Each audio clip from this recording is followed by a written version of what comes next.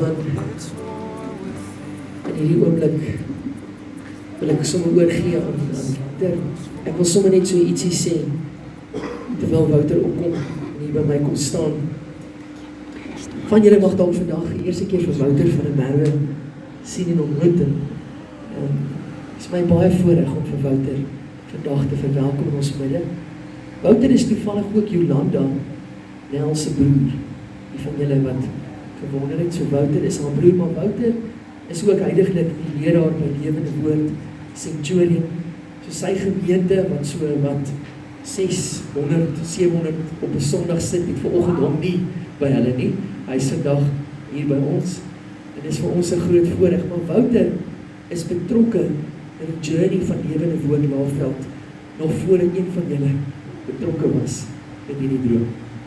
Toe ek by die Here gehoor het dat ek Nelspruit toe moet kom en hierdie gemeente kom plant, was Fani en Wouter die eerste 2 mense om ek gepraat het.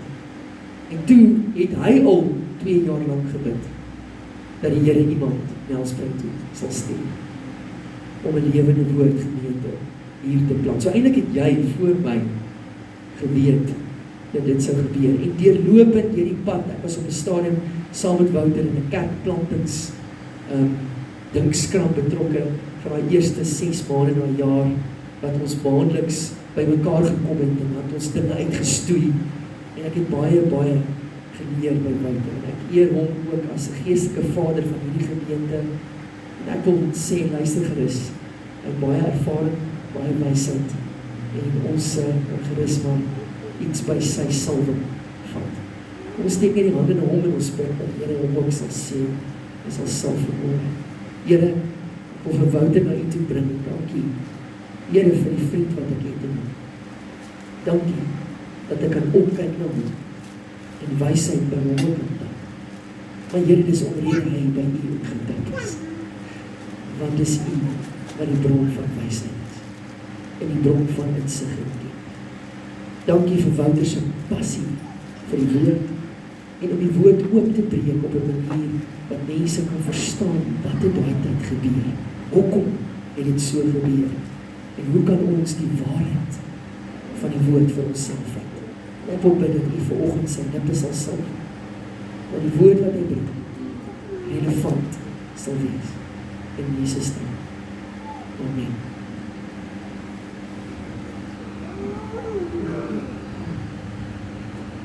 En julle my hoor, daar is hy. Goed job.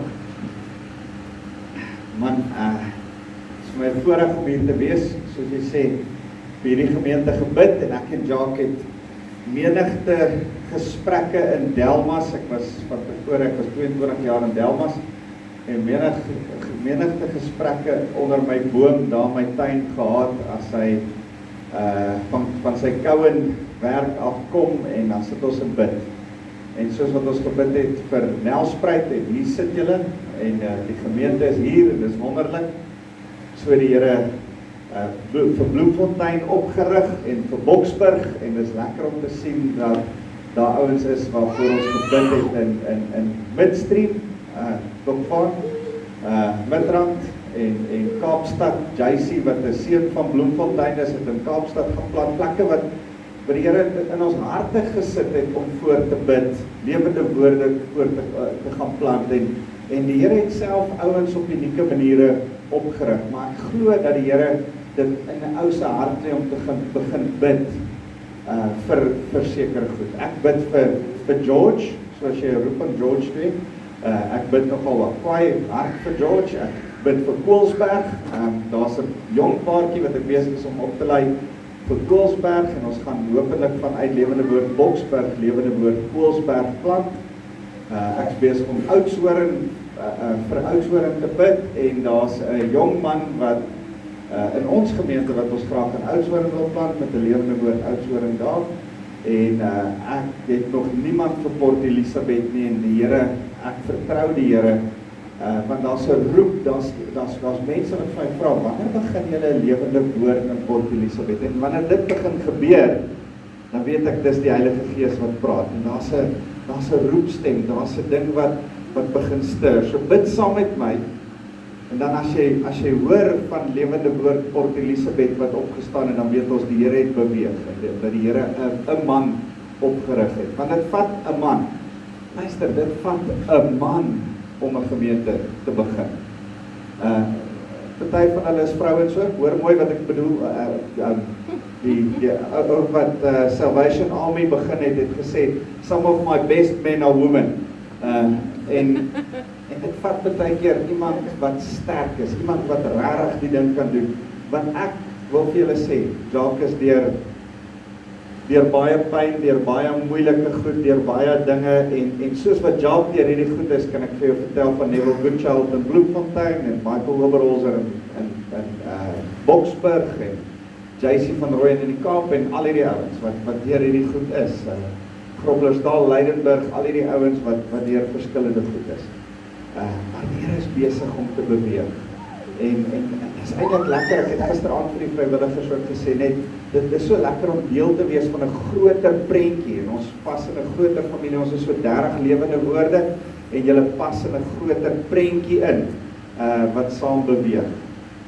Kom ons bid saam. Here, baie dankie vir u woord, dankie dat u woord waar is en lewendig is, en dat u woord ons voed. Ons loof u naam Jesus. Amen. Amen. Kan ek julle 'n storie vertel?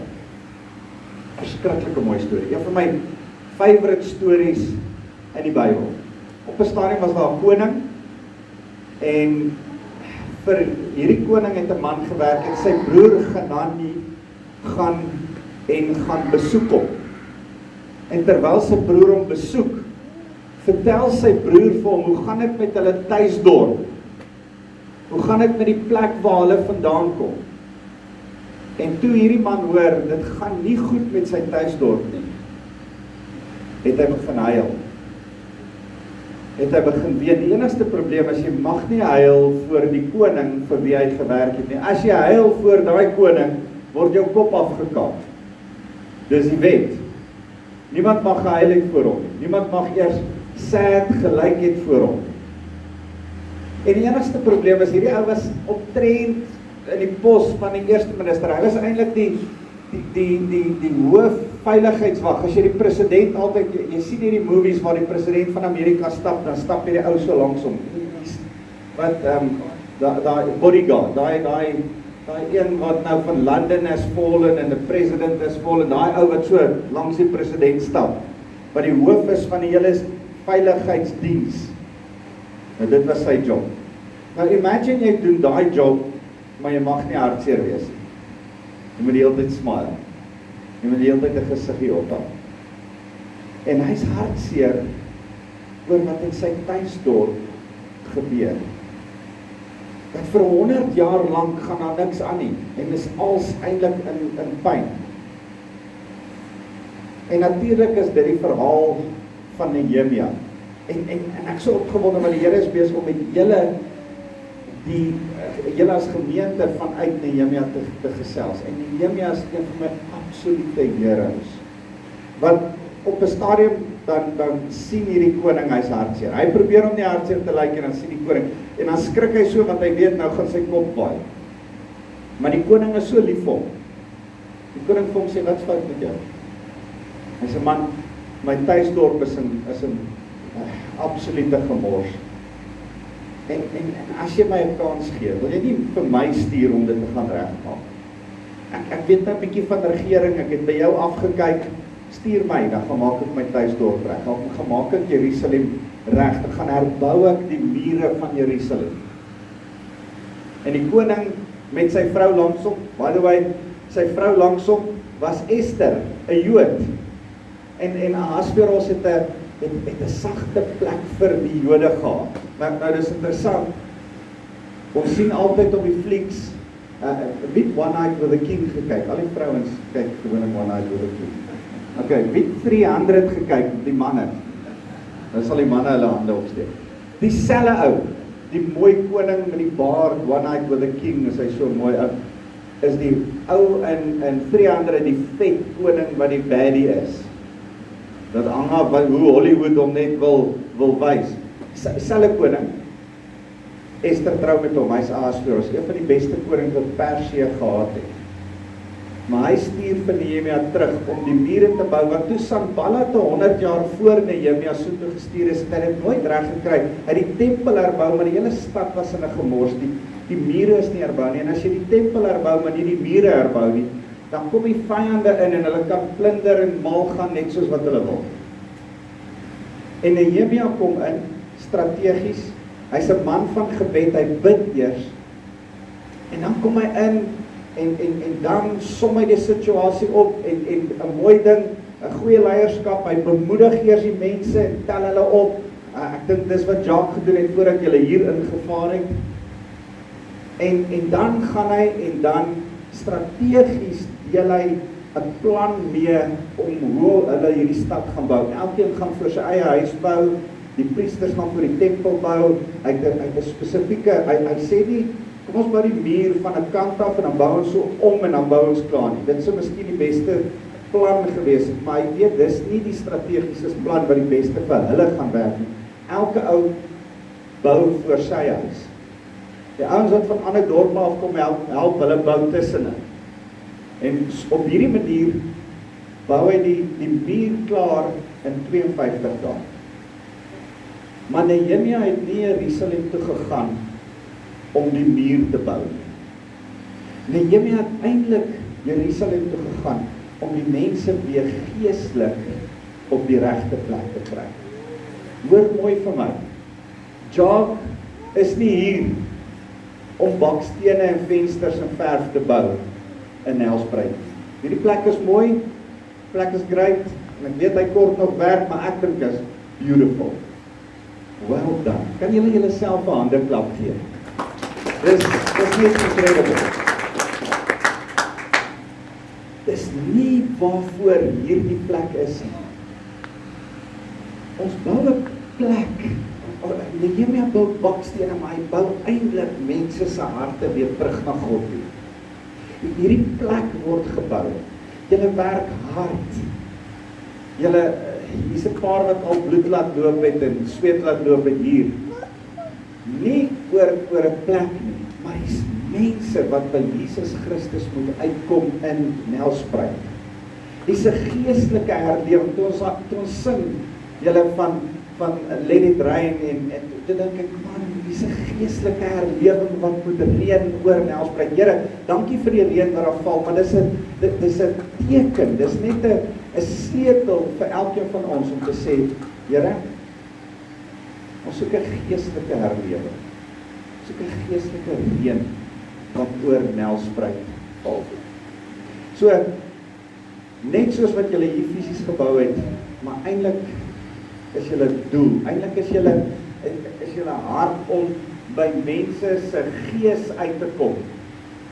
Mense geestelik op te bou. So het Nehemia gaan mure bou, maar dit was eintlik sy manier om mense geestelik te haak. Dit was eintlik sy manier om by mense uit te kom. So 'n fenominale ou, een van die goed waarvan ek die meeste hou van Nehemia is, hy het hom nie laat afsit deur vyande nie. Hulle wou hom doodmaak, hulle het hom beledig, hulle het hom vals beskuldig, hulle het allerhande goed gesê van hom, en dis altyd vir my so goed, dan sê hy, man, ek kan nie na julle toe kom nie, ek kan nie myself besig hou met julle nie, ek is besig met dit wat die Here vir my gegee het om te doen.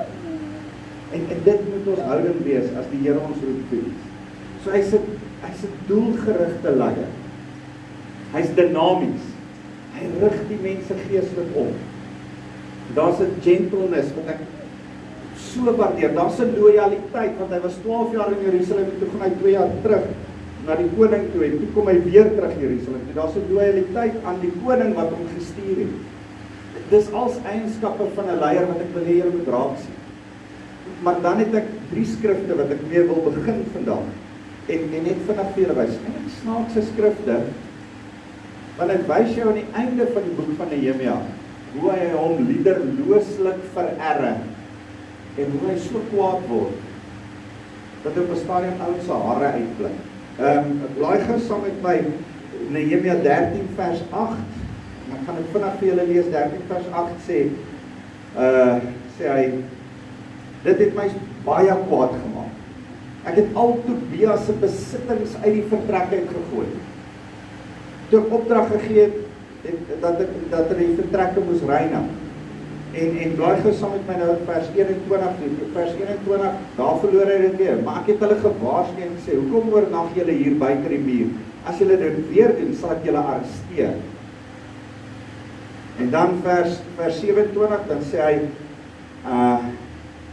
hoe kan julle ooit daaraan dink om so sonde te doen, deur met vroue te trou en so die Here se naam ontrou te wees? En dan is dit hier wat hy sê, ek het hom voor my weggejaag, vers 28. En op 'n stadium dan sê hy het hulle hare uitgepluk en hulle weggejaag. Hoekom is daar so 'n dinamiese leier, 'n leier van 'n volk, wat so fenomenaal is, maar hy verloor dit? Dis amper asof daar so 'n heilige woede is en hy verloor dit. Hoekom gebeur dit? Wat is die storie agter die storie? Ek het 'n hele studie oor Nehemiah gedoen en ek het die voorreg gehad en dit is my so lekker. Ek het 'n program op Radio Kansel en ek het oor Nehemiah op Radio Kansel gesels en terwyl ek hierdie ding bestudeer om oor Radio Kansel te praat oor Nehemiah, toe is daar so 'n ding wat ek lees oor Nehemiah, dat hulle sê, hy mis dit. Hy het dit totaal en al gemis, hy moes eintlik nice gewees het met die mense. Maar ek wil vir jou sê, nee, hy moes nie nice gewees het met die mense.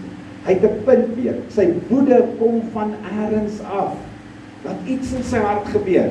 En as ek en jy vandag verstaan, hoekom is hy eintlik kwaad, sal ek en jy ook kwaad wees oor dieselfde goed. Ek wil daarby uitkom, oor 'n heilige woede, en mag dit in ons ook so heilige woede wees. Maar ek wil eers teruggaan. En sê een van die goed wat Nehemiah gedoen het toe hy geestelik herlewing gebring het, is hy het weer die feeste ingestel.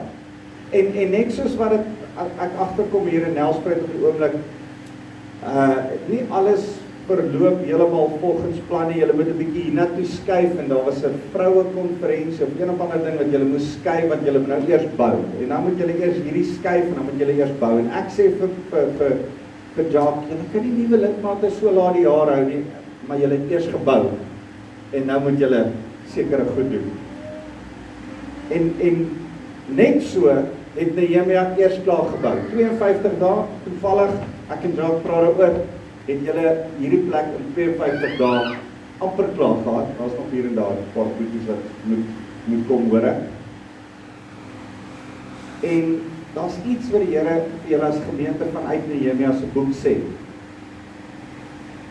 En terwyl ons dit vir mekaar sê, hoor ek julle 4 loofhuttefees. Nou dis interessant, daar's 3 groot feeste in die lente tyd, hulle herfsttyd, die noordelike halfrond se herfsttyd.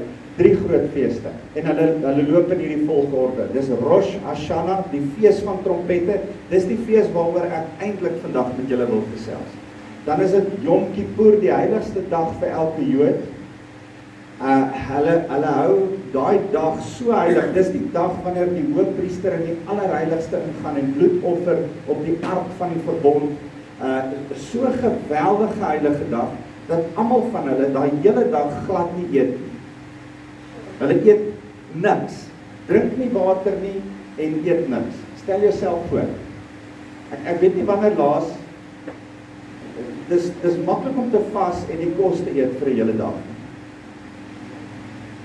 Vir party is dit moeiliker as vir ander. Maar dis nog doenbaar. Maar wanneer laas het jy al vir 'n hele dag sonder water gegaan? Ek weet nie of ek dit sal regkry. Ek het dit nog nie getraai nie.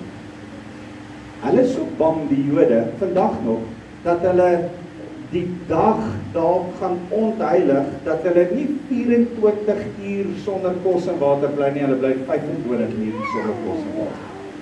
Net sodat hulle dalk nie in die dag ingaan nie. Hulle begin net voor die dag en eindig net na die dag en hulle is seker dat hulle nie die dag ontheilig.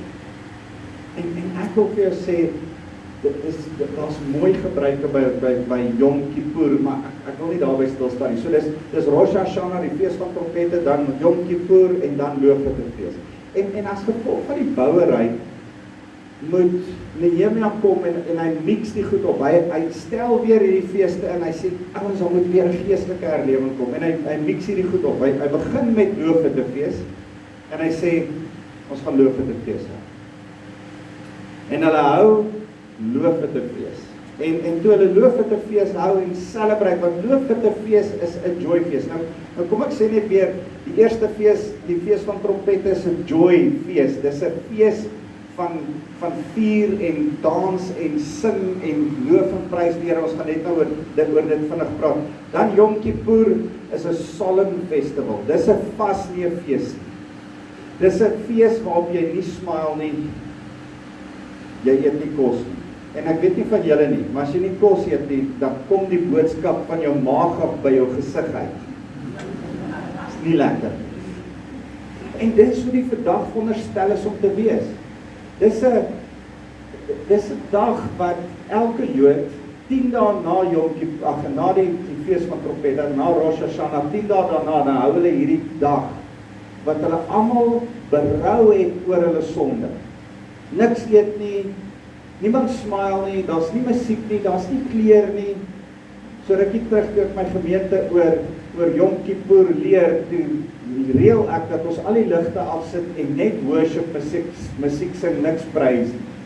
So ek braai oggend net worship gesing. Want ek wou gehad het, dit moet so gewyde, sware atmosfeer wees. Ek wil hê ons moet dit voel, dat dit 'n swaar atmosfeer was. En dis wat Yom Kippur is.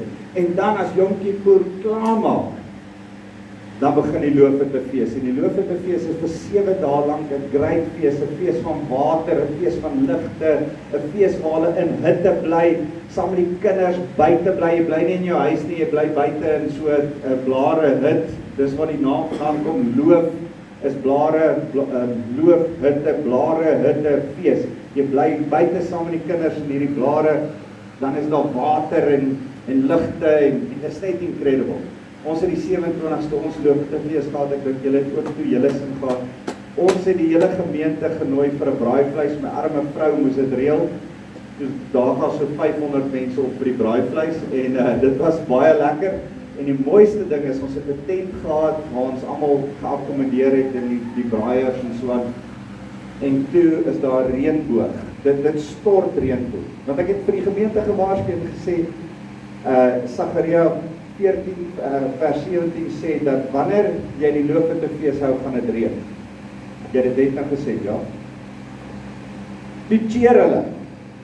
Sê ek, julle moet nie cheer nie, julle gaan nat reën. En vraggies, toe hulle kom sit by die Lewende fees, 6:00 die middag, toe trek al so 'n donderwolk en dit sous. Centurion is verskriklik droog op die oomblik en toe sous dit vir die eerste keer, maar dit sous. Almal reën sopnat.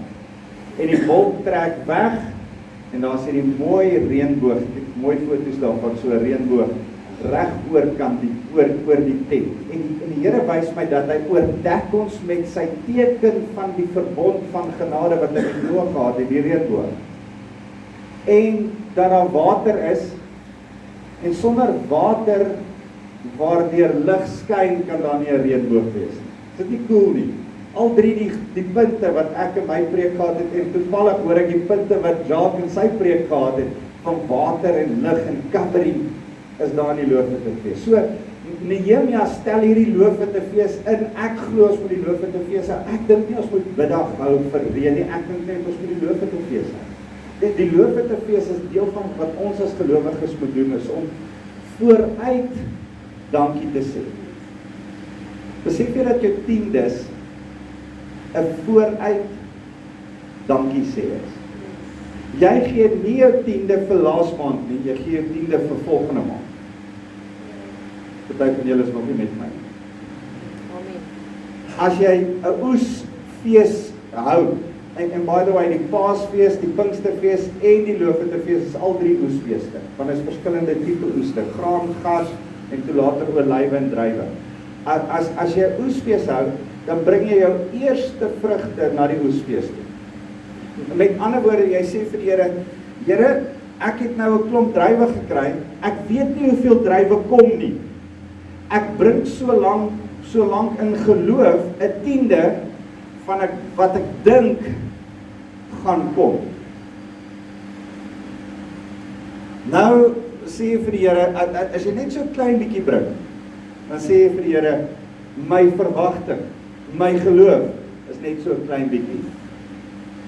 So moenie vir die Here kwaad wees as jou oes dan net so 'n klein bietjie is. As jy weet min of meer my lande oes elke jaar soveel, dis min of meer dit, Here, ek vertrou U vir dit. Ek het Vrydag aand met die leiers gesit en gesels, dit sê hierdie gemeente se inkomste, sê vir die Here, hoeveel wil julle hê as inkomste? Want jy moet vooruit die Here vertrou vir wat jy wil hê. As jy eie besigheid het, daar's ouens wat vir salaris werk, dit werk anderste, maar as jy jou eie besigheid het, en jou finansies verskil, en daar's 'n inkomste, jy dalk 'n winkel, of jy het 'n besigheid, dan behoort jy 'n target tussen, dis waaroor 'n begroting gaan, om vir die Here te sê, Here, ek het 'n verwagting, ek het 'n geloofsverwagting, vir wat die volgende maand gaan doen. As jy boer, Here, ek het 'n geloofsverwagting vir die oes wat gaan inkom. Here, ek het 'n geloofsverwagting, ek budget, dis min of meer my budget. Maar Here, as dit my budget is, gaan ek my 10de vooruit vir my budget gee. Dis hoe 'n 10de werk. Ons vang dit nie, want ons is nie Jode nie. Ons vang dit nie, want ons het nie hierdie feeste gevang nie. Maar ek wil hê ons as gelowiges moet besef, 'n 10de is nie oor laas maand se salaris nie. En dan kry jy salaris. Al gee jou baas jou salaris, dit is nie jou baas wat jou die salaris gee nie, jy werk eintlik vir die Here, nee, Kolossense. As jy 'n salaris kry, dan gee jy eintlik vooruit jou salaris op wat jou verwagting is. Maar ek wil aangaan, ek wil nie daarby vashak nie, ek wil aangaan en terugkom na hoekom hierdie ou so kwaad geraak. Hy stel weer die feeste in. Hy begin eers by die fees van Lewende fees, dan doen hy die heilige dag van Yom Kippur, en dan heel laaste, dan doen hy die fees van trompette, en die fees van trompette is 'n incredible ding. In die hele Israelse geskiedenis, laat die Here hulle shofars blaas, trompette blaas. En elke keer as hulle trompette blaas, is daar goed wat gebeur. Daar's nie 'n PA waar hulle goed kan aankondig en sê, aandag almal, julle Israel, aandag, ons gaan nou opslaan, julle slaan julle tent op, dan trek ons agter die wolk aan. Dit was nie so nie. As die priesters gesien het die wolk move in die woestyn, dan staan hulle, dan blaas hulle die trompette, en dan begin almal hulle tente oppak, en dan trek hulle agter die wolk. As die vyand aankom, en daar's 'n aanval na 'n stad toe, dan staan hulle en skree, hey, kry julle swaarde, kry. Al wat hulle doen is, hulle staan, blaas die shofars, en almal weet, die vyand is op pad. As ek die shofar blaas, waarsku ek die mense, Esegiel 33, sodat ons al klaar, wanneer hy die shofar blaas, die ou wat die waarskuwing doen dit in 'n stap van geloof. Hy celebrate klaar die oorwinning wat gaan kom oor die ouens. So wanneer hy die shofar blaas, dan roep hy die ouens, dan skrik die ouens wakker, dan besef hulle, o God, die vyand kom. Maar daar blaas die shofar, ons gaan nie eens wen. Die Here het hulle klaar vir ons gegee, ons gaan fight hulle net.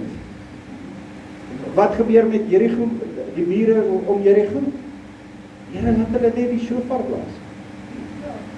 En die mure val. Wanneer die shofar blaas, kondig ons die oorwinning wat kom aan, asof dit klaar gebeur het. Excuse tog. Kan ek 'n bietjie water kry? En ek wil vir julle sê, dis presies, onthou julle wat sê ons van die tiendes en die offergawes? Dis presies so met die shofar. So ek wil vir julle sê, hierdie shofar, hierdie fees van trompette is 'n fenominale ding. En nou stel Nehemiah dit in. En nou sê hy, ek wil hê julle moet hierdie trompette blaas. Want dis 'n nuwe seisoen wat vir julle kom. En ek wil vinnig vir julle wys wat gebeur in hierdie nuwe seisoen. In hierdie nuwe seisoen, as julle saam met my blaai na hoofstuk 10 van Nehemiah toe, nou gebeur daar interessante goed in die nuwe seisoen. Nehemiah sê vir hierdie ouens, en dis die 3 goed wat in die nuwe seisoen hy wil vasmaak by die mense. Hy sê, ons sal ook ons seuns toelaat om met hulle dogters te trou nie. Verder as die mense van die land handelsware of koring bring op 'n Sabbat of op 'n dag wat aan die Here gewy is om te verkoop, sal ons weier om dit te koop. Ons gaan nie ons seuns toelaat om met heidene te trou nie.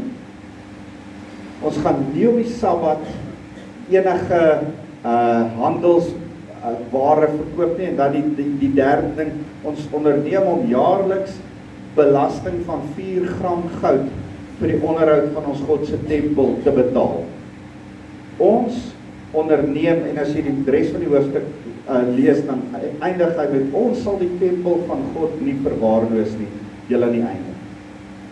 Hy onderneem hierdie 3 goed, Nehemiah. Hy sê, ons gaan nie met gelowiges, met ongelowiges in dieselfde juk laat trek nie.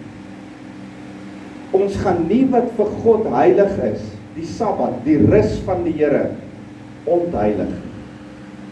En ons gaan nie toelaat enigsins dat die werk van die Here verwaarloos word. En nou wil ek vir jou sê, dis die 3 goed wat Lewende Woord Laeveld ook vir die Here moet sê. En Nehemiah sê hierdie goed oor een rede. Nehemiah haat met 'n passie afgoderry. Onthou hy word in Susan, die hoofstad van Ahasveros groot. Hy sien afgoderry op sy beste. Hy's 'n Jood, hy verpes afgoderry. Hy kom na Israel toe en hy sê, Israel, ons moet afgoderry totaal en al stop. En hy kry dit reg om afgoderry te stop, soveel so, dat nooit weer en die Jode ooit weer afgode aanbid tot vandag toe.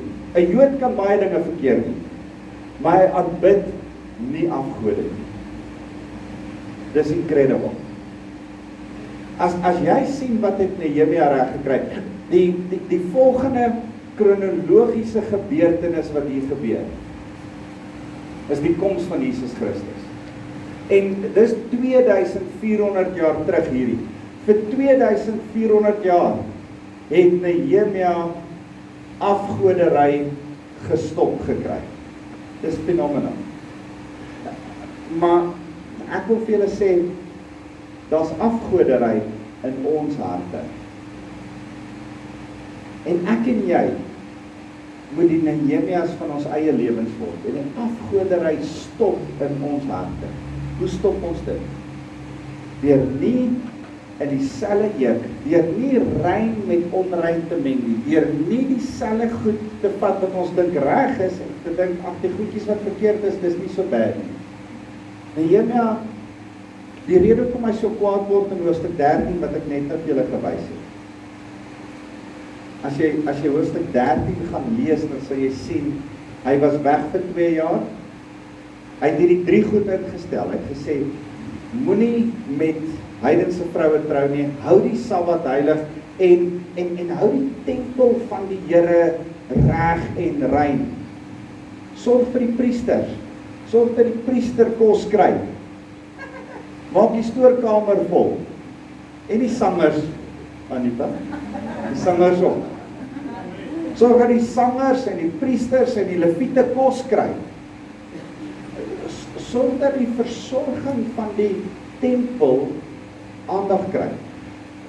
Want jy moet nou mooi kyk wat gebeur het. As die tempel versorg is, hardloop die mense nie na afgode tempels toe. Ouens, as die kerk van die Here in Nelspruit, ek praat nie van die kerk nie, ek praat van die kerk van die Here in Nelspruit versorg is, gaan ons nie afgoderry hê nie. In ons land is vol afgoderry. En ek praat nie net van die swart kultuur wat afgode en voorvader geesaanbidding en allerhande snert het nie. Ek praat onder ons Afrikaners, ons het ons eie idols. Ons het ons eie afgode wat ons begin aanbid. Ja, wat ek nie daaraan gaan nie. Net dan maak ek julle te kwaad. Maar ons het ons eie afgode.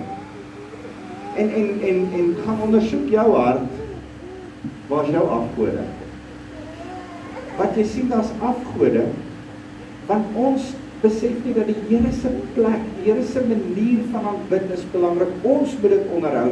Dis my en jou se finansiële verpligting om God se werk te onderhou. Ons koop saam met hom in die koninkryk van God in. Ons bid, laat u koninkryk kom hier op aarde net soos in die hemel. Okay, maar wie moet dit befonds? Die Here. Nee, die Here het jou gered en geroep en hy gee jou talent en gawes om werk te doen sodat jy die koninkryk wat op aarde gevestig moet word kan befonds. Dis waaroor dit gaan. Dis waarvoor hy jou roep. En die tweede ding, daai ding van heilig die Sabbatdag. Besef jy dat as ons die beginsel van rus verstaan, en ek wens ek kan meer daarin gaan, maar daar's 'n beginsel van rus, Hebreërs 4, wat sê, Jesus is ons rus. En as ek jou net vinnig kan verduidelik, dat Ou Testament het ons 6 dae gewerk, sodat ons die 7de dag kan rus. Nou sê mense vir my, hoor jy, ons moet die Sabbatdag heilig. Ons moet weer die Sabbatdag in die kerk heilig. Nee. Jy verstaan iets van die genadeverbond waarna ons in die Nuwe Testament nie is nie. Ons is nie meer mense wat vir 6 dae moet werk en kan uitsien na Sabbat. Jy weet, as mense vir my sê, die naweek is, dankie tog, ons kan weer rus Saterdag. Nee. Ons is mense wat helemaal op 'n ander mentaliteit leef. Jesus Christus het vir ons gesterf. Hy het op die eerste van die week opgestaan. En op sy opstandingsdag celebrate ons as Christene die eerste dag van die week. En vanuit die eerste dag rus ons. En ons is in die rus van die Here in Jesus Christus. En vanuit Jesus se rus besef ons, Here, u genade red ons. Kan ons vir u dankie sê vir u genade? Omdat ons deur u genade gered is, vanuit my rus, werk ek vir die Here en doen ek vir hom goed die res van die week. Twee heeltemal verskillende goed. As jy hier sit en jy het nog gedink ons moet die Sabbat onderhou, sal jy 'n mind shift maak en sê, Here, dankie vir u genade wat die rus van Jesus is, waarin ek rus en dat ek vanuit my rus uit vir u kan werk. Heeltemal 'n ander ding. Hoekom hou ons op Sondag kerk? Hoekom nie Saterdag nie? Die Bybel sê dan die Sabbatdag moet jy heilig hou. Nee. Ons vier die dag van die Here. Oor en oor in die Nuwe Testament praat hulle van the day of the Lord, die dag van die Here. Wat bedoel dit? Die dag waarop Jesus opgestaan het. Die dag waarop Jesus aan Thomas verskyn het. Die dag waarop Jesus die viering van sy opstanding by ons almal vasgemaak het. Dis interessant. Ongeag van die Bybel, Nuwe Testamentiese tyd, dan het die Christene as 'n sekte, as 'n deel van die Jode bymekaar gekom. En dan het hulle by die Jode 'n sinagoge gedeel. En die Jode het Saterdag hulle aanbidding gehou en die Christene op 'n Sondag. En so het hulle saamgewerk en was dit chai. Hulle kon so lekker saamwerk.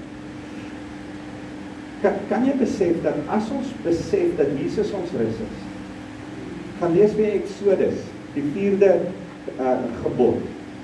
Enigste gebod wat sê, omdat ons slawe was in Egipte, moet ons 'n rusbeginsel in die beloofde land toepas. Ek en jy is in die beloofde land. Ons was slawe van afgoderry, maar ons is vry. Besef jy dat as jy 'n slaaf is, kan jy nie rus nie. Jou baas wil nie 'n slaaf laat rus nie. En daarom sê die Here, Israel, julle moet nou rus elke 7de dag. Daarom wil ek vir jou sê, as jy jou vryheid kies, sal jy rus. As jy besef, jy is nie meer 'n slaaf van sonde nie. Sonde kan nie meer jou afgod word nie. Celebrate die rus van die Here. Kom in die rus. Dis deel van oorwin afgoderry. Dan die ander ding net, daai heel eerste ding net, is dat ons moet kom waar ons besef, dat as ons vermeng, en dis waaroor Nehemiah so kwaad word in hoofstuk 13, hy sê, man, as jy besef dat as jy vermeng, as jy wat 'n Christen is, trou met 'n heidense vrou, dan bring sy haar afgode in jou lewe in. Hy sê, het julle nie geleer uit Salomo se lewe uit nie?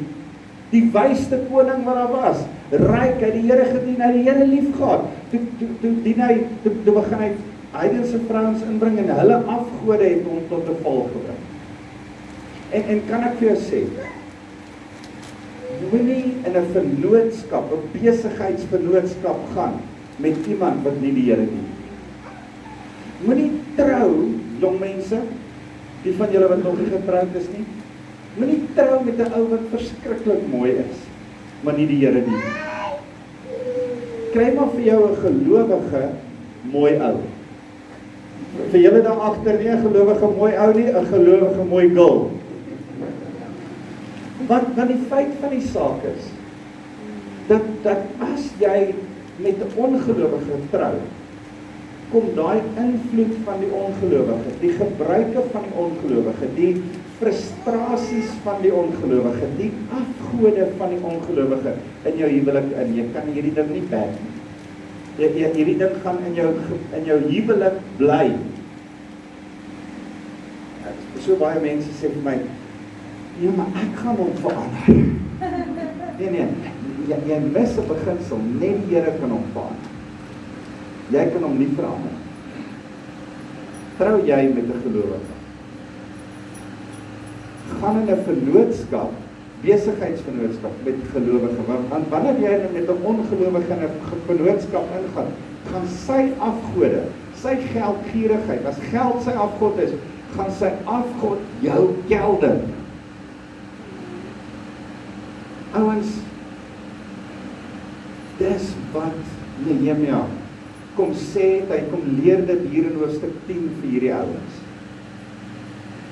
Nehemiah wil 'n nuwe era vir Israel aankondig, 'n era sonder afgode. Dan laat hy hulle dit beloof. Hy bring die priesters en hy sê, kom beloof dit voor die priesters. Dan beloof hulle al 3 hierdie goed. Okay, ons gaan nie meer afgode hê nie, ons gaan nie met ongelowige vrouens trou nie, ons gaan die Sabbat hou, en ons gaan die kerk in stand, ons gaan die tempel mooi in stand, ons gaan ons tiendes bring en alles en alles.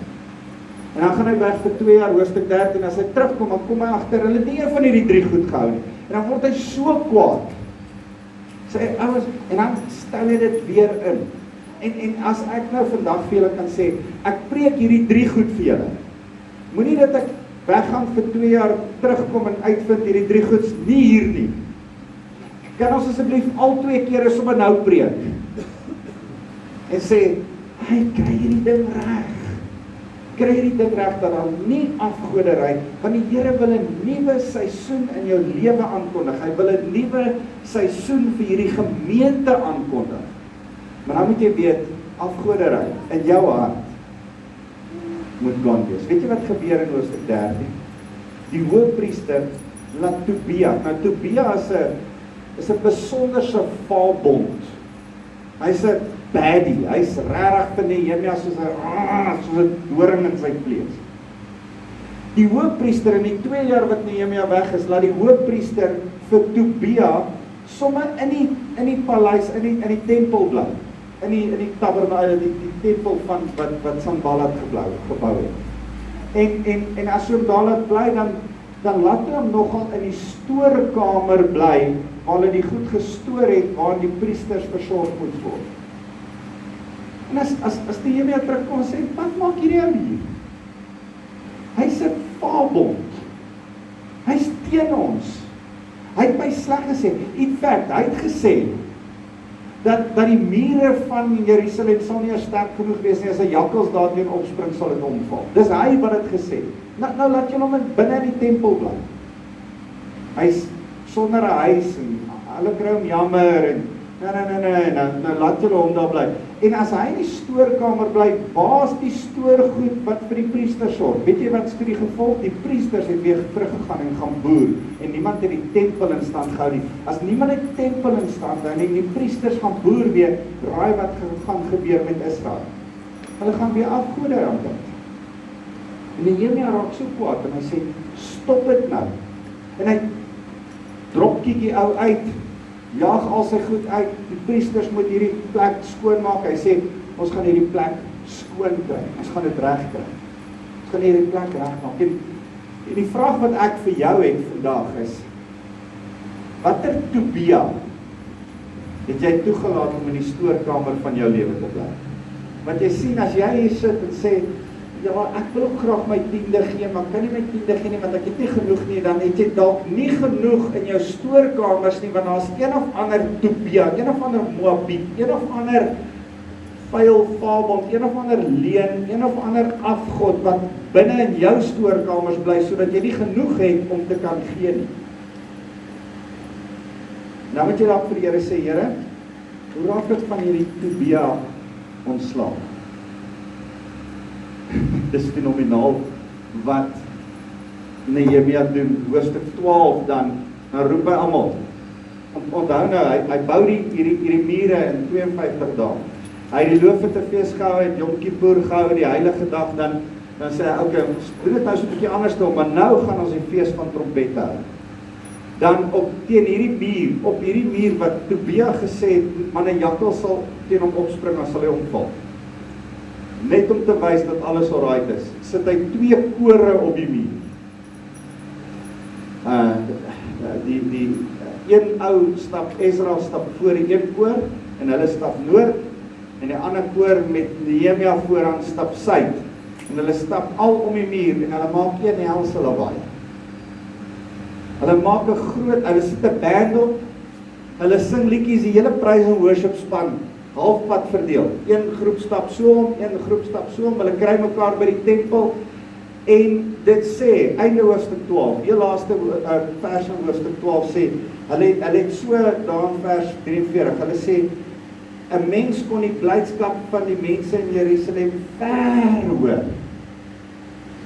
Wat is Nehemia besig om te doen? Hy's 'n strateeg, hy kies om hierdie goed spesifiek so te doen, hy stel hierdie fees van trompette, en hy blaas op die trompette, so ver as wat hulle om Jerusalem gaan, want hy sê eintlik vir die vyand, Pewe, ons het klaar gewen. Die muur wat julle gesê het, so swak is, dat 'n jakkals teen hom kan opspring en hy sal omval.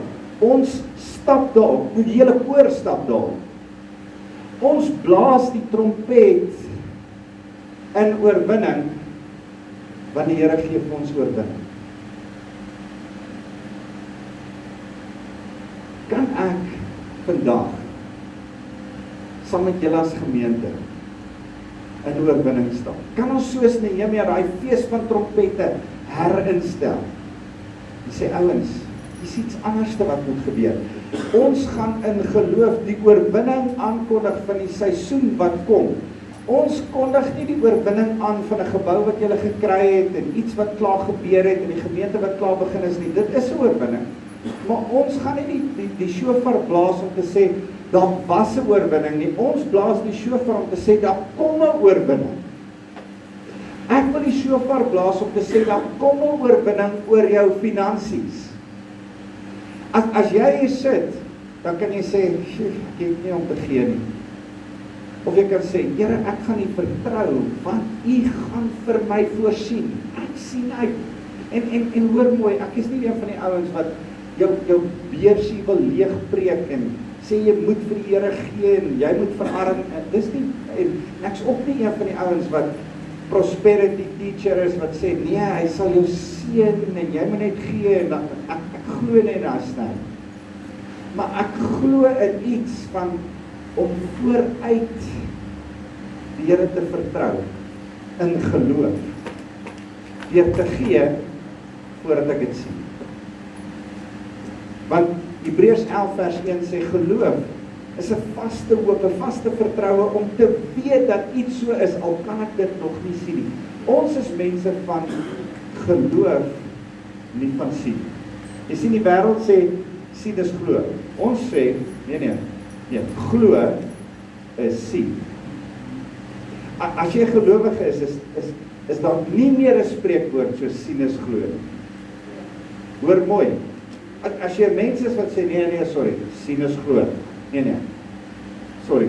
ons dien 'n ander God wat sê, glo eers, kondig die oorwinning aan, eers, en sien dan.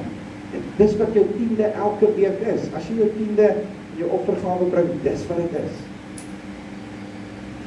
Dis wat met julle gemeente is 'n oorwinning in hierdie stad, en ons gaan dit aankondig. Ek wil vir Jan vra, voor ek dit kom, ons gaan hierdie goed blaas. Ek glo nie daaraan om dit elke nou en dan te blaas nie. Ek dink dis 'n trompet wat 'n nuwe seisoen aankondig. Ek wil dit vir jou finansies aankondig. Ek wil hê ons moet die offergawes en tiendes opneem om te sê, Here, hierdie gemeente gaan in 'n ander finansiële fase in 'n ander seisoen in met hierdie gemeente se finansies. Want ons het 'n werk in Nelspruit om te doen.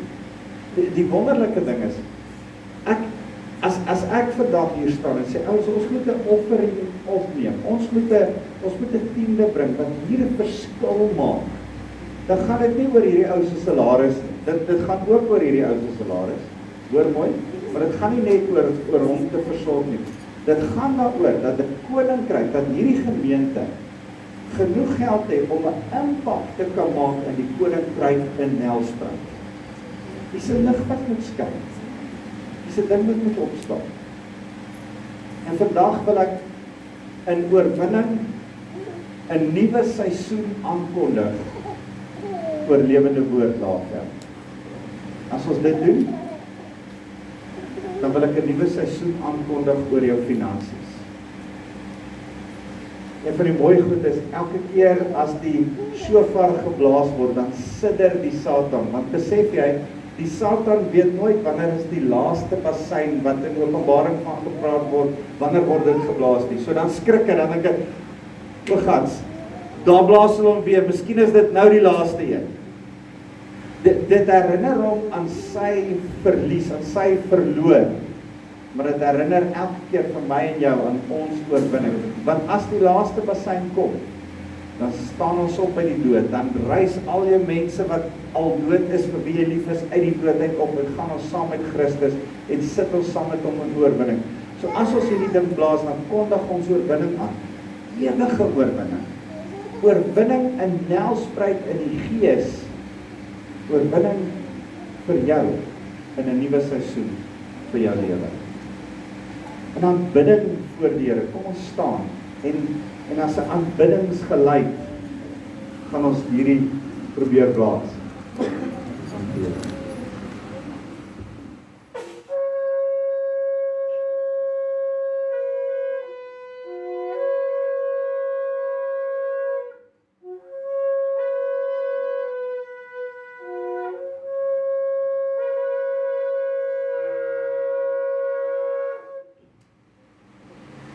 Here, ons wil U net 'n handeklap kom gee en kom sê, Here, ons eer U. Dankie. Here, dankie vir oorwinning wat ons aankondig. 'n Nuwe seisoen, 'n nuwe era vir elke individu hier. Here, 'n nuwe seisoen vir Lewende Woord Laeveld. Dankie dat ons dit aankondig. Here, dankie dat hierdie, al klink dit vir ons as Afrikaners vreemd, is dit vir die Jode, is dit vir die Bybelse mense so natuurlik gewees om hierdie nuwe seisoen so aan te kondig, oorwinning aan te kondig. En Here, as ons nou ons offergawes en tiendes vir U bring, wil ons daarmee vir U kom sê, Here, ons kyk vorentoe in geloof. Ons kyk nie agtertoe na wat al gebeur het nie. Here, ons vertrou U vir wat kom. Dankie, Jesus. Here, my gebed is dat daar geen afgod in ons harte oor sal wees. Dat ons elke afgod waarmee ons op die oomblik deel in ons harte, dat ons dit sal oorwin. Ook as ons hierdie bassein geklank hoor. Dankie. Dankie. Dan kan maar die offergawe opneem.